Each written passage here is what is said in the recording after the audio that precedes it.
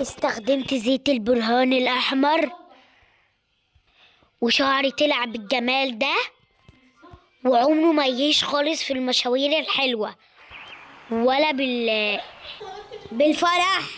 انا اسفة طبعا عشان بتايسي بتتكلم مع صاحبتها، بس المهم حلى شعري يهيق وما يهش، وشعري ناعم بقى وبقدر اسرحه عادي. بقيت هسرحه قدامكم. ما لقيتش بالله عليك، بالله عليك يا سيدي النبي جدعان، ما لقيتش الفوش يا عم. ما ياه زيت البرهان احمر ده خجان، بيحل الشعر تحفة تحفة تحفة. شايفين الشعر؟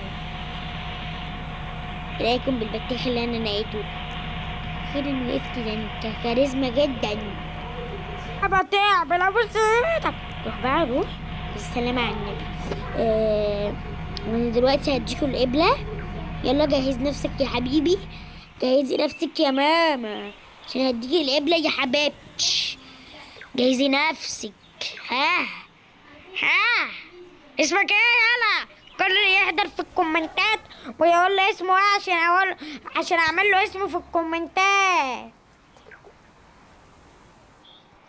الابره كبيره، واللي ما عملش اسمه في الكومنتات هديله وهو نايم.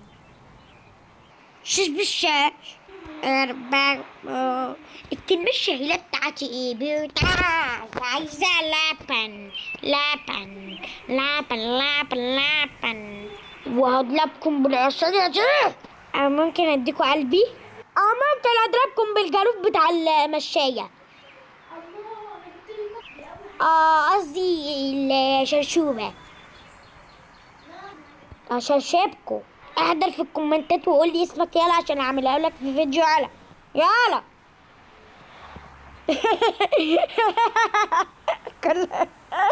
يلا باي.